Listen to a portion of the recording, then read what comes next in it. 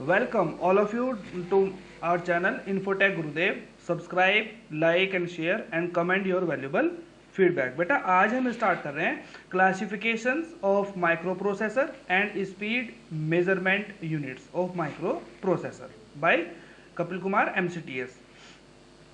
Classifications of microprocessor.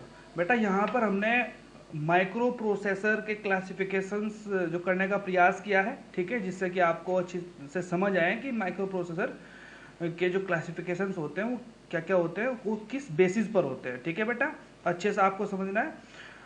बेटा video को सुनने के लिए अगर आप ईयरफोन का या हेडफोन का यूज करते हो तो बहुत अच्छा है, सारी चीजें आपको क्लियर होंगी। ठीक है बेटा, microprocessor are classified from each other on the basis of the following points. Microprocessor classified होते हैं, एक दूसरे से अलग अलग होते हैं on the basis of the following points. इन पॉइंट्स के आधार पर, जो ये निम्नलिखित पॉइंट्स हैं हमारे, ठीक है, फॉलोइंग पॉइंट्स हैं, इनके बेसिस पर माइक्रो प्रोसेसर एक दूसरे से डिफरेंट होते हैं।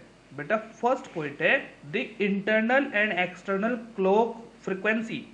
माइक्रो प्रोसेसर की इंटरनल और एक्सटर्नल क्लॉक फ्रीक्वेंसी एक दूसरे प्रोसेसर से अलग अलग होती है। तो बेटा फर्स्ट पॉइंट है the internal and external clock frequency. Second, the architecture.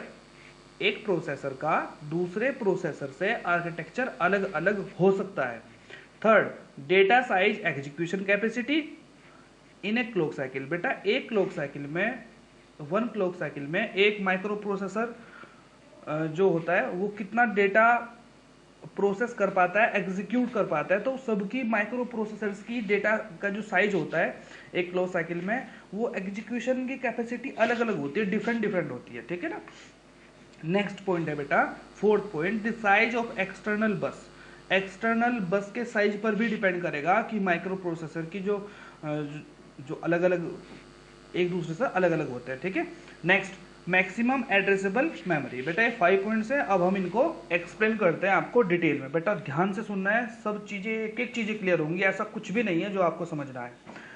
The internal and external clock frequency. बेटा हेडिंग है हमारी the internal and external clock frequency. अब इंटरनल और एक्सटर्नल क्लॉक फ्रीक्वेंसी को बेटा हम समझते हैं। The internal and external clock frequency of processor may be different.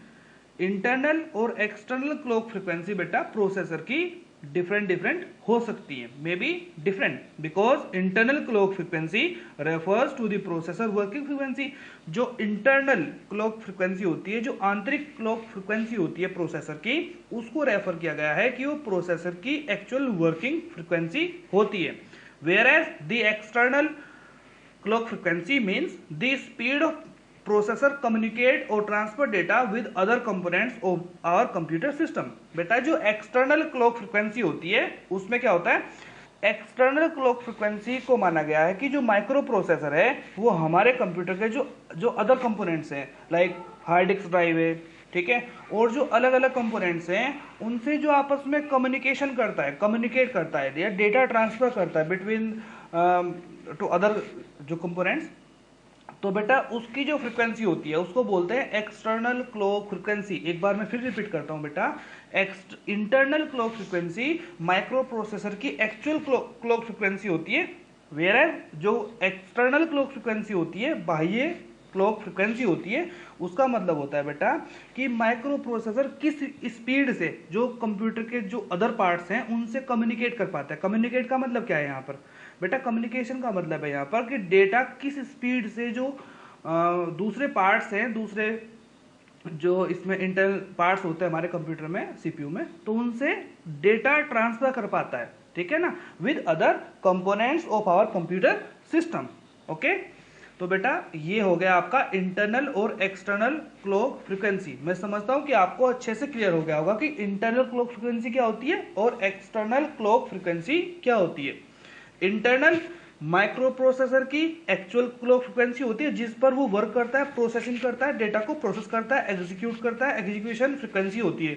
जबकि जो एक्सटर्नल होती है, एक्सटर्नल दूसरे कंपोनेंट्स के साथ में जो हमारे कंप्यूटर के कंपोनेंट्स हैं उनके बीच डेटा ट्रांसफर करने की फ्रीक्वेंसी होती है। नेक्स्ट है बेटा हमारा heading the architecture. The processor architecture represent represents the availability and size of cache memory into the microprocessor. The processor architecture include the floating point math coprocessor etc.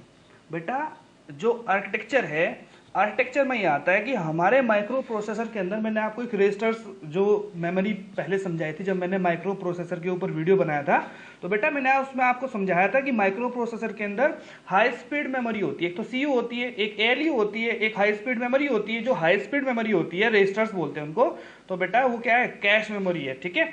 तो processor architecture में क्या है, processor architecture represents the availability and size of cache memory.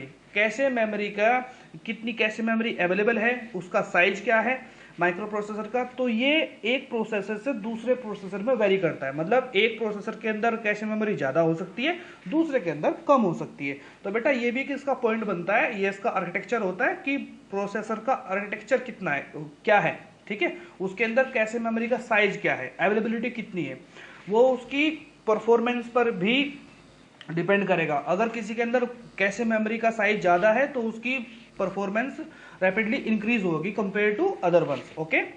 The processor architecture include, अब processor के architecture में बेटा एक तो पॉइंट इंक्लूड हुआ कि कैशे मेमोरी की अवेलेबिलिटी और साइज जो उसकी परफॉर्मेंस को बढ़ाएंगे, ठीक है। कैशे मेमोरी का साइज बढ़ेगा तो उसकी परफॉर्मेंस रैपिडली इंक्रीज होगी। सेकेंड है बेटा कि माइक्रो प्रोसेसर के अंदर जो कुछ एक्सपेंसिव माइक्रो प्रोसेसर्स होते हैं बेटा, उनके अंदर मैथ को प्रोसेसर एक इनबिल्ट आता है, उसके अंदर मैथ को प्रोसेसर भी होता है, ठीक है। तो उसकी एग्जीक्यूशन स्पीड, कैलकुलेशंस की स्पीड और जो हैवी जो एप्लीकेशंस होते हैं, जो सॉफ्टवेयर्स होते हैं, उनके ऊपर वर्क करने की जो स्पीड होती है हमारे माइक्रो प्रोसेसर की, वो रैपिडली इंक्रीज हो जाती है अगर हमारे माइक्रो प्रोसेसर में एक अलग से मैथ को प्रोसेसर भी लगा है। तो बेटा ये आर्किटेक्चर में आती है इसकी दोनों चीजें, मैथ को प्रोसेसर। को प्रोसेसर का मतलब है जो एक्चुअल प्रोसेसर है उसके साथ में काम करने वाला दूसरा माइक्रो प्रोसेसर, यानी कि दूसरी कोर, ठीक है, को प्रोसेसर। और बेटा एक है कैश मेमोरी, इसका साइज, इसकी अवेलेबिलिटी, ये दोनों के दोनों परफॉर्मेंस पर ये परफॉर्मेंस बढ़ाते हैं माइक्रो प्रोसेसर की। हो सकता है कि एक माइक्रो प्रोसेसर में कैश मेमोरी का साइज अच्छा हो, मैथ को प्रोसेसर ना हो सकता है दूसरे माइक्रो प्रोसेसर में कैश मेमोरी का साइज कम हो और मैथ को प्रोसेसर उसमें लगा हो। तो बेटा जो पॉइंट है हमारा सेकंड पॉइंट, दी आर्किटेक्चर, इसका मतलब है कि आर्किटेक्चर एक प्रोसेसर का दूसरे प्रोसेसर से डिफरेंट हो सकता है, ठीक है। ये भी एक इसका क्लासिफिकेशन है, that's it. Next, data size execution capacity in a clock cycle. बेटा माइक्रो प्रोसेसर की जो डेटा एग्जीक्यूशन कैपेसिटी होती है एक क्लॉक साइकिल के दौरान, वो अलग अलग जो होती है, अलग अलग माइक्रो प्रोसेसर की क्लॉक साइकिल अलग अलग हो सकती है। तो यहाँ पर उन चीज़ों को अच्छी तरह एक्सप्लेन किया गया है। बेटा जो कंटेंट है मैंने अपने हाथ से लिखा है, ठीक है, कोई कहीं से इसको कॉपी नहीं किया गया है, तो आप इसको अच्छे से जो बेटा समझिए। Different micro processors have different pulses execution capacity. बेटा मैंने आपको माइक्रो प्रोसेसर की जो वीडियो बनाई थी, जो मैं डिस्क्रिप्शन में डाल दूंगा, बेटा उस वीडियो में मैंने आपको समझाया था कि कोई भी डेटा, कोई भी इंस्ट्रक्शन जब माइक्रो प्रोसेसर में एग्जीक्यूट होता है तो उस इंस्ट्रक्शन को हमारा जो माइक्रो प्रोसेसर है वो छोटे छोटे पहले पीसीज में तोड़ लेता है, ब्रेक कर लेता है। उन पीसीज को बोलते हैं पल्सेस, और उन पल्सेस को ही माइक्रो प्रोसेसर एग्जीक्यूट करता है, प्रोसेस करता है, ठीक है। तो बेटा फिर दोबारा से इसको देखते हैं। Different micro processors have different pulses execution capacity. अलग अलग माइक्रो प्रोसेसर्स अलग अलग पल्स एग्जीक्यूशन की कैपेसिटी रखते हैं, ठीक है बेटा। Example 4 bit, 8 bit, 16 bit, 32 bit and 64 bit etc। बेटा ये डेटा एग्जीक्यूशन की कैपेसिटी है। एक माइक्रो प्रोसेसर जिसको मैंने 4 बिट लिखा है, तो 4 बिट माइक्रो प्रोसेसर एक क्लॉक साइकिल में 4 बिट डेटा को एग्जीक्यूट कर पाएगा, प्रोसेस कर पाएगा, ठीक है। 4 बिट साइज ऑफ पल्सेस, ठीक है। और बेटा 8 बिट वाला 8 बिट करेगा, 16 बिट वाला 16 बिट एक बार में करेगा, 32 वाला 32 और 64 वाला 64 bit at a time pulses को वो एग्जीक्यूट करने की कैपेसिटी रखेगा, ठीक है बेटा। तो ये भी एक पॉइंट है कि data size execution capacity clock cycle में कितनी है, तो इसके बेसिस पर भी माइक्रो प्रोसेसर्स के क्लासिफिकेशन होते हैं। The word bit means binary digit. बेटा जो वर्ड है मैंने बार बार लिखा है bit, bit stands for binary digit, binary digit से ही बिट लिया गया है, ठीक है, बाइनरी से BI और डिजिट से T, ये होगा बिट, बाइनरी डिजिट, ठीक है बेटा। Now days mostly 32 bit and 64 bit binary digit, मैंने पैरेंथेसिस के अंदर भी लिखा है बेटा बाइनरी डिजिट, ठीक है, बिट को मैंने फिर यहाँ पे उसमें लिखा है binary digit processors are used, बेटा अभी 32 बिट के और 64 बिट के माइक्रो प्रोसेसर्स यूज हो रहे हैं, ठीक है, प्रेजेंट में। It means that micro processor process 32 binary digits यानी कि pulses eight a time and 64 binary digits pulses size respectively, बेटा क्रम से जो 32 बिट वाला है वो 32 बिट डेटा एक क्लॉक साइकिल में प्रोसेस करेगा और 64 बिट वाला 64 बिट डेटा एक क्लॉक साइकिल में प्रोसेस करेगा। यहां पर बिट का मतलब है बाइनरी डिजिट, ठीक है बेटा।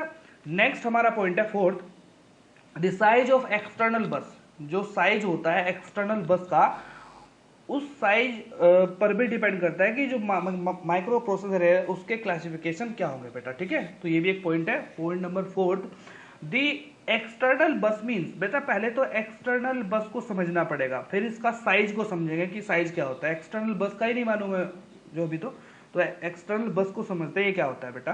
द एक्सटर्नल बस means the width of the data travelling path और वे, बेटा जो एक्सटर्नल बस है उसका मतलब है कि width of the data travelling path, जो डेटा जहां को ट्रेवल करेगा उसका डेटा का पाथ वे उसको बोलेंगे डेटा पाथ और वे, तो उसकी विथ क्या होगी, ठीक है, उसकी चौड़ाई क्या होगी बेटा, ठीक है।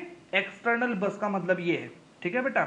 जैसा हम किसी रोड पर जा रहे हैं तो उस रोड, वो रोड कितनी चौड़ी है, ठीक है, जितनी ज्यादा चौड़ी रोड होगी उतने अच्छे से ट्रैफिक चलेगा रोड के ऊपर। तो बेटा ये एक्सटर्नल बस की सेंस आप रोड से ले सकते हो कि जितनी चौड़ी रोड होगी बीच में उसकी पट्टी होती है अलग अलग स्पीड के व्हीकल्स को चलने के लिए। हमारे कंप्यूटर में जो एक्सटर्नल बस होती है जस्ट लाइक रोड, तो ये विथ है किसकी, डेटा ट्रेवलिंग पाथ। डेटा, हम रोड पर चलते हैं, ठीक है, हम क्या है, ह्यूमंस हैं, तो ट्रेवल करते हैं रोड के ऊपर, पाथ के ऊपर एक वे है। इसी तरह जब डेटा ट्रेवल करता है, ठीक है, अपने पाथ पर, अपने वे पर, तो उसकी जो विथ है उसको बोलते हैं एक्सटर्नल बस। फॉर योर काइंड इंफॉर्मेशन, बेटा मैं आपको और डेप्थ में समझाता हूं। For your kind information, 1 character occupy 1 byte. आपकी इंफॉर्मेशन के लिए बेटा मैं आपको बता देता हूं कि एक कैरेक्टर 1 बाइट ऑक्यूपाई करता है। ऑक्यूपाई का मतलब घेरता है, जगह घेरता है, ठीक है, इलेक्ट्रॉनिक जो स्पेस होता है उसमें जगह घेरता है 1 बाइट। और 1 बाइट इक्वल्स टू जो होते हैं बेटा 8 बिट्स के। तो यहां पर पैरेंथेसिस के अंदर लिखा गया है 1 byte 8 bits in data path. अगर एक कैरेक्टर, ओनली सिंगल कैरेक्टर एक डेटा पाथ में ट्रेवल करता है तो बेटा वो 1 बाइट स्पेस ऑक्यूपाई करता है, यानी कि 8 बिट्स डेटा पाथ वो ऑक्यूपाई करेगा, वो जगह घेर कर चलेगा 8 बिट की, ठीक है बेटा। So if the processor have 64 bit external bus, it means the processor can send 64 bit यानी कि 8 characters at a time simultaneously. बेटा बिल्कुल अपने माइंड में आप रोड का मैप रखो, जिस तरह हम रोड पर चलते हैं, ठीक है, हम अगर बाइक से चल रहे हैं, हम अगर कार से चल रहे हैं, गाड़ी से चल रहे हैं, तो अलग अलग जगह ऑक्यूपाई होती है, ठीक है, बाइक से कम जगह ऑक्यूपाई होगी रोड के ऊपर, कार से ज्यादा होगी। तो यहां पर बेटा हम आपको जो समझाने का प्रयास कर रहे हैं, एक कैरेक्टर अगर आप ट्रांसफर करते हो तो वो जो डेटा पाथ है, डेटा ट्रेवलिंग पाथ है, उसके ऊपर 1 बाइट यानी कि 8 बिट का जगह ऑक्यूपाई करेगा।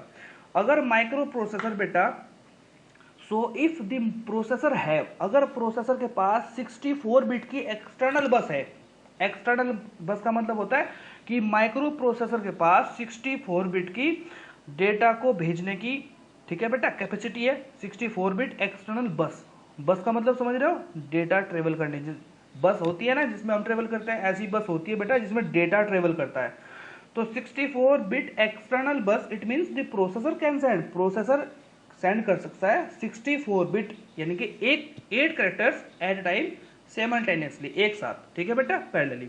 Whereas if processor have 16 bit external बस, अगर बेटा माइक्रो प्रोसेसर के पास, अगर किसी दूसरे माइक्रो प्रोसेसर के पास 16 बिट एक्सटर्नल बस है, तो बेटा उसका मतलब है वो रिक्वायर करेगी, it require a 4 separate operations to transfer the data same as 64 bit. अगर किसी माइक्रो प्रोसेसर के पास 16 बिट की एक्सटर्नल बस है तो बेटा उसको 4 ऑपरेशंस, जो 4 सेपरेट ऑपरेशंस करने पड़ेंगे ट्रांसफर करने के लिए उतने डेटा को जितना एक बार में ट्रांसफर कर रहा है 64 बिट एक्सटर्नल बस वाला माइक्रो प्रोसेसर।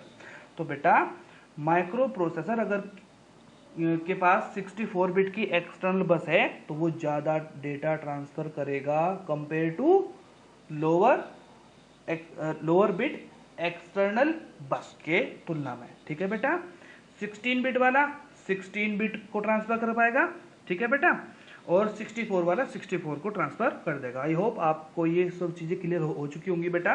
नेक्स्ट हमारा टॉपिक है मैक्सिमम एड्रेसेबल मेमोरी। टॉपिक नहीं बेटा, पॉइंट है, नेक्स्ट पॉइंट है। 4 पॉइंट को हम समझ चुके माइक्रो प्रोसेसर के क्लासिफिकेशंस के। नेक्स्ट पॉइंट है बेटा 5th, मैक्सिमम एड्रेसेबल मेमोरी। तो बेटा मैक्सिमम एड्रेसेबल मेमोरी क्या होती है, इसको अच्छी तरह हम समझते हैं। Processor define which amount of physical memory can be installed on the computer system. Processor ये डिफाइन करता है बेटा कि किस अमाउंट की फिजिकल मेमोरी उसको रिक्वायर है। ज़्यादा हायर कैपेसिटी के जो माइक्रो प्रोसेसर्स होते हैं उनकी मिनिमम एड्रेसेबल मेमोरी पहले से ही डिफाइन होती है कि कम से कम रैम तो इतनी कंप्यूटर में होनी ही चाहिए अगर ये प्रोसेसर लगाए। अगर इंटेल कोर i7 प्रोसेसर आप यूज़ कर रहे हो तो उसके लिए मिनिमम बेटा 2 GB या इस तरह की मेमोरी पहले से डिफाइन होती है कि इतनी तो रैम चाहिए ही चाहिए इस माइक्रो प्रोसेसर को अच्छी तरह वर्क करने के लिए, ठीक है। नहीं तो फिर उनके अंदर बेटा तालमेल नहीं होता। अगर बहुत ज़्यादा हाई स्पीड का आपने माइक्रो प्रोसेसर यूज़ किया और रैम आपने अपने कंप्यूटर की कम रखी तो बेटा जो डेटा रिक्वायर होगा माइक्रो प्रोसेसर को तो रैम उसको सप्लाई नहीं कर पाएगा डेटा को, तो बेटा उनमें अच्छी तरह काम नहीं हो पाएगा। तो ये आप अच्छे से समझिए। Processor define which amount of physical memory can be installed on the computer system. Processor ये डिफाइन करता है कि कितने अमाउंट की फिजिकल मेमोरी इंस्टॉल होनी चाहिए बेटा कंप्यूटर के ऊपर, ठीक है, कितनी होती है। फिजिकल मेमोरी मीन्स यहाँ पर हम फिजिकल मेमोरी की बात कर रहे हैं। जब भी फिजिकल मेमोरी की बात होगी बेटा तो बाय डिफॉल्ट आपको समझना है प्राइमरी मेमोरी, और प्राइमरी मेमोरी में बेटा केवल रैम को आपको समझना है, ठीक है बेटा। Because it should be compatible according to the capacity of processor. देखो बेटा, देखो आप कि ये कंपेटिबल मैंने यहाँ पे वर्ड यूज किया है। कंपेटिबल का मतलब होता है कि जो उसके तारतम्य में हो, जो उसके सुटेबल हो माइक्रो प्रोसेसर के, जो उसको डेटा सप्लाई अच्छी तरह कर सकती हो, ठीक है, तो उसको बोलते हैं कंपेटिबल, सपोर्ट करती हो जो उसको। Because it should be compatible according to the capacity of microprocessor. अगर ज़्यादा कैपेसिटी का माइक्रो प्रोसेसर है तो बेटा आपको रैम का साइज भी ज़्यादा रखना पड़ेगा, ठीक है।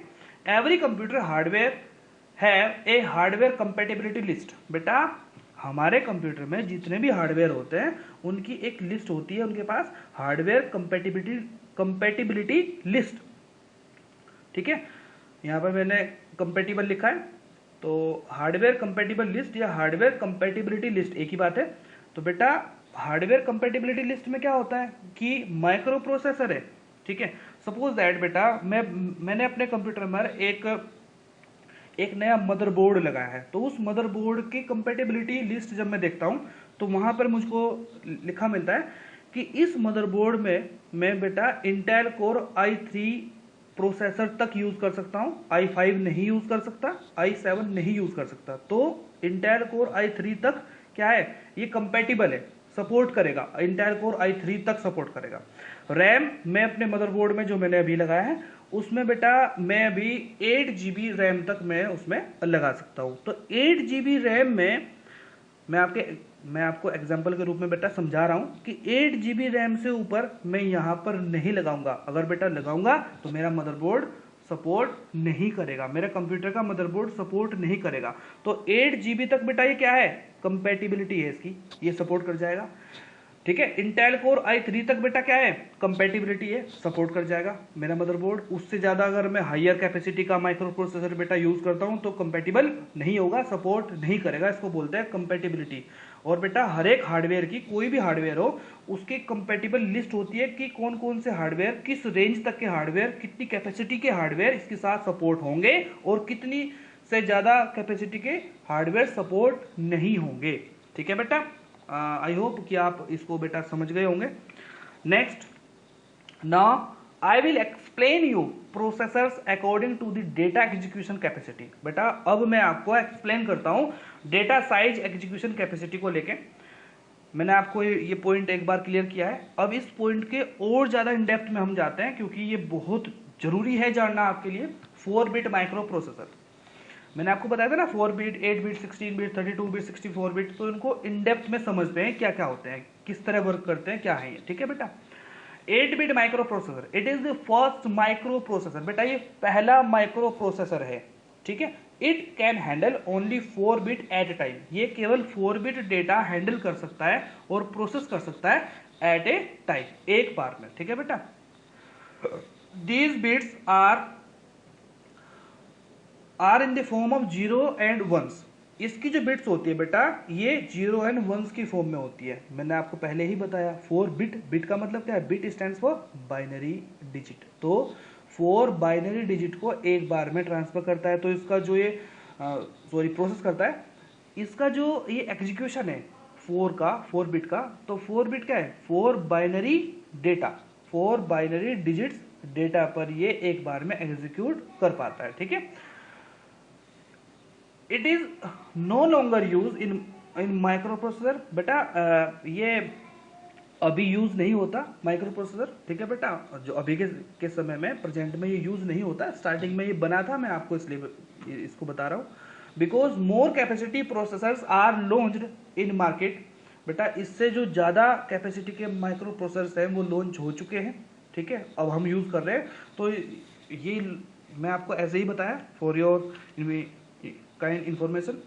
तो बेटा इंटेल 4004 नाम का जो माइक्रो प्रोसेसर था जिसको इंटेल कंपनी ने बनाया था, वो 4 बिट माइक्रो प्रोसेसर था बेटा फर्स्ट। अब बेटा नेक्स्ट है 8 बिट माइक्रो प्रोसेसर। आपको ये समझने होंगे जब आपको सारे फंडे अच्छी तरह से क्लियर होंगे। ठीक है बेटा, 8 बिट माइक्रो प्रोसेसर क्या होता है बेटा, बिल्कुल सिंपल लैंग्वेज में मैंने लिखा है कंटेंट और उसी लैंग्वेज में मैं आपको समझा रहा हूँ सिंपल लैंग्वेज में। A 8-bit microprocessor executes only 8-bit binary data in its clock cycle। देखो कि इससे ज्यादा सिंपल बेटा हो ही नहीं सकता। 8-bit माइक्रोप्रोसेसर एग्जीक्यूट करता है एक बार में 8-bit बाइनरी डेटा इन इट्स क्लॉक साइकिल, अपनी क्लॉक साइकिल के दौरान। ठीक है, the most popular 8-bit microprocessor was Intel 8085। बेटा जो most popular 8-bit micro processor था उसका नाम था इंटेल 8085। इसको भी इंटेल ने बनाया था, तो इसके नाम में इंटेल सफिक्स है। ठीक है बेटा, जुड़ा हुआ है। नेक्स्ट है बेटा 16 बिट। एक 16 bit micro processor execute only 16 bit binary data in its clock cycle. The most popular 16 bit micro processor was Intel 80286। बेटा ये इसका एग्जाम्पल है, तो इसमें भी बातें सेम है बेटा, आप समझ गए होंगे। नेक्स्ट बेटा 32 बिट माइक्रो प्रोसेसर जिसको हम फिलहाल यूज कर रहे हैं। ए 32 bit micro processor executes only 32 bit binary data इन its clock cycle. 32 bit microprocessor बेटा एग्जीक्यूट करता है ओनली 32 बिट बाइनरी डिजिट्स को या डेटा को इन इट्स क्लॉक साइकिल, अपने क्लॉक साइकिल के दौरान 32 बिट यानी कि बाइनरी डेटा को, बाइनरी डिजिट डेटा को वो एग्जीक्यूट करने की कैपेसिटी रखता है।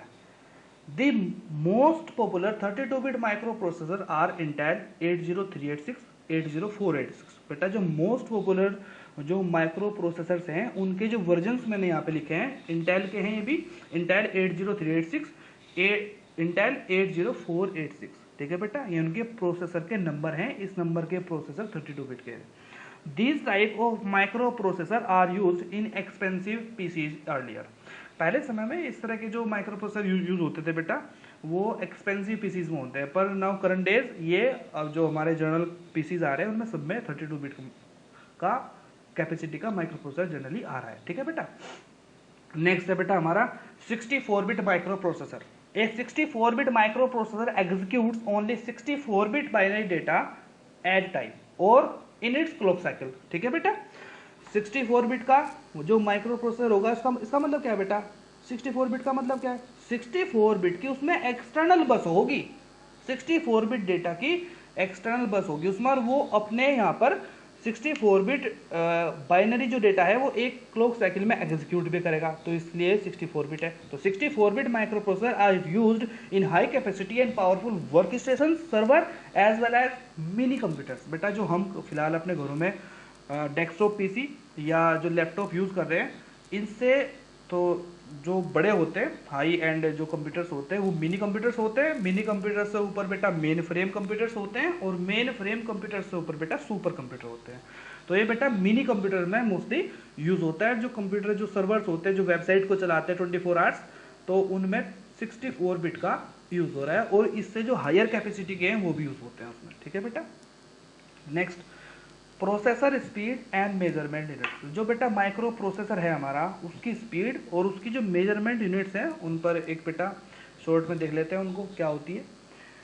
एक computer system performance depends on the capability and speed of the micro processor. बेटा कंप्यूटर की जो परफॉर्मेंस होती है वो डिपेंड करती है capability and speed of the micro processor. सबसे ज़्यादा माइक्रो प्रोसेसर की कैपेबिलिटी और स्पीड पर डिपेंड होती है हमारे होल कंप्यूटर सिस्टम की परफॉर्मेंस। ठीक है बेटा। Next, the processor speed of micro processor is measured in MIPS और मेगाहर्ट्ज। बेटा जो प्रोसेसिंग स्पीड होती है माइक्रो प्रोसेसर की, हम उसको मेजर करते हैं MIPS में या मेगाहर्ट्ज में। ठीक है बेटा। The terms MIPS stands for million instructions per second. बेटा MIPS की जो फुल फॉर्म है वो है मिलियन इंस्ट्रक्शंस पर सेकेंड। ठीक है बेटा। नेक्स्ट पेज पर चलते हैं। The MIPS ratio is use to specify integer computation performance of microprocessor. बेटा अगर देखो मैं आपको एक बात बताता हूँ, ध्यान से आप सुनना। हमारा अगर आपको राउंड फिगर निकालनी है, अगर वैल्यू आपको बेटा इंटीजर में निकालनी है, तो बेटा यूज होगा MIPS। ठीक है। इंटीजर में वैल्यू मतलब बेटा इंटीजर का मतलब है कि आपको प्रोसेसिंग रेशियो अगर इंटीजर में चाहिए, आपको फ्लोटिंग पॉइंट नंबर्स में नहीं चाहिए, आपको दशमलव में नहीं चाहिए, आपको बेटा डेसिमल पॉइंट में आपको रिजल्ट्स नहीं चाहिए, आपको कंप्लीट एक राउंड फिगर चाहिए, तो बेटा उसके लिए जो मेजरमेंट यूनिट है MIPS आप यूज कर सकते हो। ठीक है। तो यहीं पे इसलिए ये लिखा गया है कि the MIPS ratio is use to specify integer computation performance. अगर आपको कंप्यूटर की जो परफॉर्मेंस है वो इंटीजर में निकालनी है, इंटीजर मीन्स पूर्णांक, पूरा नंबर। ठीक है बेटा। उसमें कोई पॉइंट वगैरह या कोई दशमलव का वो नहीं आता। ठीक है।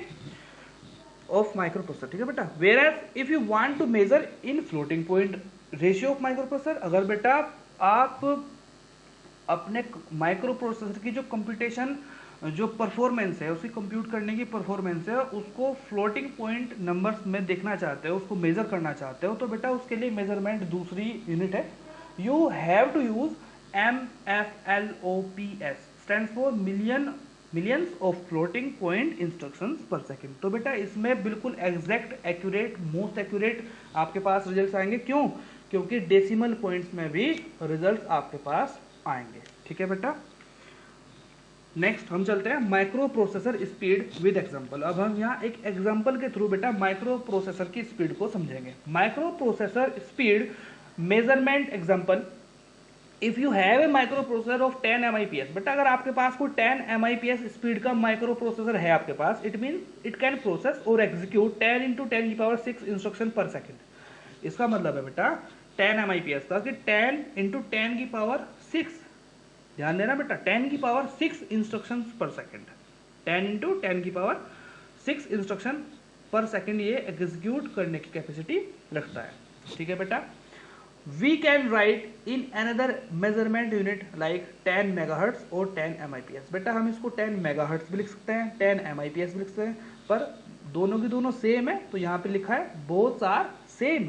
MIPS और मेगाहर्ट्ज सेम होती है, 10⁶ जो लगती है, तो ये सेम है, इसमें आपको कोई भी कंफ्यूज होने की जरूरत नहीं है। Now a day microprocessor are available in gigahertz and terahertz. बेटा आपको बिल्कुल मैं स्टार्टिंग से बताया हूँ MIPS स्पीड यूज होती है, मेगाहर्ट्ज यूज होती है, लेकिन अब के दिनों में जो हाई पावर के हमारे माइक्रो प्रोसेसर्स आ रहे हैं बेटा, तो उसमें मेगा की जगह गीगा यूज होता है और टेरा यूज होता है। तो हर्ट्ज में जब हम उनकी स्पीड को मेजर करते हैं तो बेटा मेगा हर्ट्स की जगह हम गीगा हर्ट्स यूज़ करते हैं, हम टेरा हर्ट्स यूज़ करते हैं। जो फिलहाल जो माइक्रो प्रोसेसर जो आ रहे हैं, टेरा हर्ट्स तो बहुत ज़्यादा हाई स्पीड होती है।